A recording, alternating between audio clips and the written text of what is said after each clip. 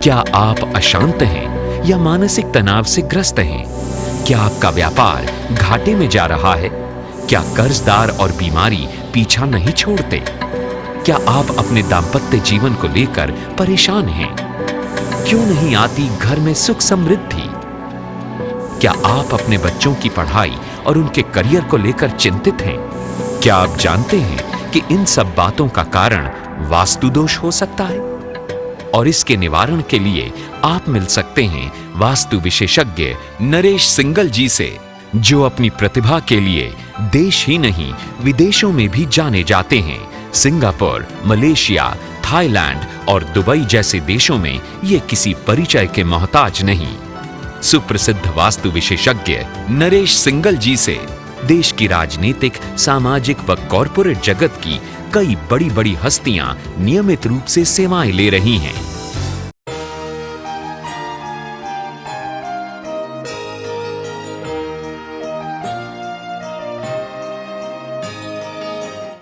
नमस्कार।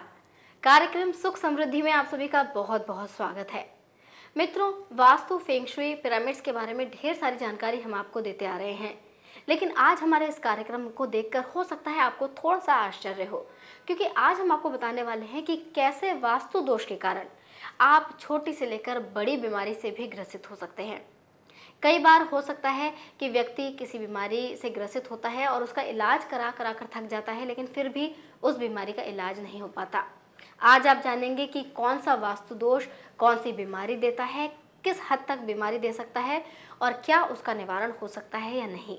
ये सारी जानकारी हमें देने के लिए आज भी हमारे साथ हमारे स्टूडियो में उपस्थित हैं नरेश सिंगल जी, जो कि वास्तु, फेंग शुई और पिरामिड्स एक्सपर्ट हैं। आइए स्वागत करते हैं नरेश जी का। नरेश जी, आपका बहुत बहुत स्वागत है। नमस्कार नरेश जी, आज हम आपसे बात करना चाहेंगे हमारे दर्शकों के स्वास्थ्य को लेकर, जिसमें सबसे पहला सवाल ये उठता है कि स्वास्थ्य और वास्तु का आपस में कहाँ तक रिश्ता है, कितना गहरा संबंध है? फैक्ट तो यही है कि हेल्थ का और वास्तु का, यानी स्वास्थ्य का और वास्तु का तो बहुत ज़्यादा संबंध है, क्योंकि हम जो बोलते हैं कि वास्तु से सुख, शांति और समृद्धि लगा देते हैं, ये सब मिलता है। जबकि वास्तु का जो लिंक है वो सीधे सीधे सबसे पहले हेल्थ से ही है, सबसे पहले हेल्थ से ही है। क्योंकि हम बात करते हैं 5 एलिमेंट्स की, पंच तत्व की। जिस पंच तत्व से ह्यूमन बॉडी बनी है, मानव शरीर बना है, इन्हीं से ये ब्रह्मांड बना है, संसार बना है, और इन्हीं से ही वो मकान या वो जो घर जहाँ हम रहते हैं या जहाँ हम काम करते हैं, दो जगह ज़्यादा इम्पैक्ट होता है वास्तु का, कार्यस्थल पर और निवास स्थल पर। वो यदि रहता है तो कहने का मतलब हम उस चीज़ को इग्नोर नहीं कर सकते, उनसे तालमेल बिठा करके रहना ही तो वास्तु है। तो उसके लिए हम ये कह सकते हैं, यदि हम सीधे सीधे क्या देखते हैं, अगर ह्यूमन बॉडी में कोई दिक्कत आती है, कोई बीमारी आती है, तो उसके लिए हम क्या कहते हैं कि भाई इसका फलां चीज़ में प्रॉब्लम आ गई। लेकिन वो फलां चीज़ में प्रॉब्लम क्यों आई, उसके लिए हम उसके और मेडिकल कई रीजन्स देखते हैं। ठीक है, अच्छी बात है, वो तो पहले देखना ही होगा, बट उसका इम्पैक्ट डायरेक्ट या इनडायरेक्ट, कम या ज़्यादा, डिपेंड करता है कि सामने वाले की डेस्टिनी क्या है।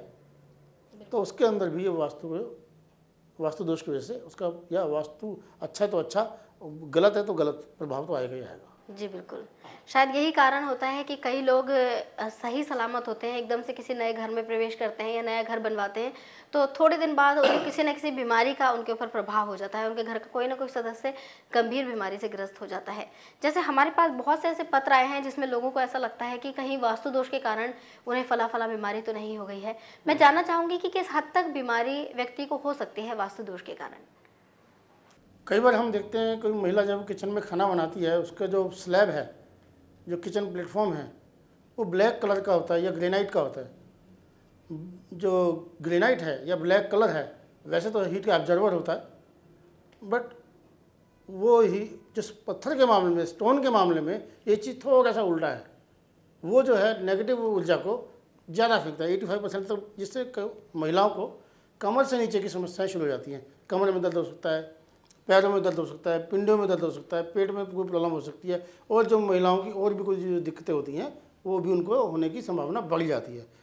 इसी तरीके से मान लीजिए घर में आपने छोटा छोटा, जैसे सफाई नहीं रखते, सपोज कोई सामान वहाँ बिखरा हुआ है, कोई सामान यहाँ बिखरा हुआ है, आपने कोई कैंची यहाँ पड़ी हुई है, कोई कुछ और चीज़ पड़ी हुई है, चाकू पड़ा हुआ है, या उसका ताला है तो उसकी चाबी नहीं है, या उसकी चटकनी ठीक नहीं है, या उसका बल्ब होल्डर वगैरह ठीक नहीं है, स्विच वगैरह ठीक नहीं है, सामान ख़राब आपने संभाल के रखा हुआ है, कुल मिला के आपने घर को कबाड़खाना या एक गोडाउन सा बना रखा है। ये आपको बेकार की चीज़ें संभालने की एक आदत है। तो आप देखेंगे कि उस घर में सभी लोग जो है ना चिड़चिड़े से रहेंगे जी। एक दूसरे से काम की बात नहीं बोलेंगे, थोड़ा खिन्नता से बोलेंगे, प्यार से नहीं बोलेंगे जी। तो इसका भी मतलब यही सेहत से हो गया। अब दूसरी बात यदि किसी के साउथ ईस्ट में कोई समस्या है, कोई प्रॉब्लम है, तो वहाँ पर जो छोटे जो बच्चे हैं जिनकी आयु लगभग 9 साल से कम की है, उनको सेहत की प्रॉब्लम रहती है, लगातार उनको बच्चों को लेके जाना पड़ता है डॉक्टर के पास, या उनको दवाइयाँ देते रहना पड़ता है, उनको समझ में भी नहीं आती। इसी तरीके से वहाँ पर महिलाएँ खास करके चिड़चिड़ी हो जाती हैं। यदि किसी के नॉर्थ ईस्ट में कोई समस्या रहती है तो वहाँ पर जो है नर्वस सिस्टम ठीक नहीं रहता, वहाँ पर कोई ना कोई प्रॉब्लम आ जाती है। इसी तरीके से कभी कभी हम देखते हैं कि उनको सुसाइड करने तक का विचार आ जाता है, या डिप्रेशन में चले जाते हैं, या एग्रेशन में चले जाते हैं। तो इस तरीके से ये तो हुई एक एक दिशा की बात। कभी कभी क्या कि 3-3, 4-4 दोष जो है इकट्ठे आ रहे होते हैं, तो वहाँ पे हम देखते हैं कि इस टाइप की भयंकर बीमारी जिसकी हम बात करते हैं, जिससे एड्स हो गया, कैंसर का हो गया, टीबी का होना, या हार्ट का होना, हार्ट के जो हृदय रोग जिसे कहते हैं उसका होना, या उस हृदय रोग का बार बार होना जी। या आप देखते हैं कि पहले पिताजी का भी ऑपरेशन होता है, फिर बेटे का भी हो गया, या उनके वाल्व चेंज हो गए, या उनको कुछ और हो गया, कुछ ना कुछ लगा रहता है। तो इसी में हम देखते हैं कि 3-3 डायरेक्शंस में या 2-2 डायरेक्शंस में इकट्ठे एकदम से डिफेक्ट हैं। इसलिए कई बार आपने देखा, जो आपने मूल रूप से आपने क्वेश्चन किया था कि हम छोटे घर में हैं तो अच्छे हैं, बड़े घर में या नए घर में या वो दूसरे घर में हम गए तो वहाँ पे एकदम से बीमार हो गए या कोई परेशानी आ गई। तो इस तरीके की बहुत सी बातें हैं हमारे साथ में।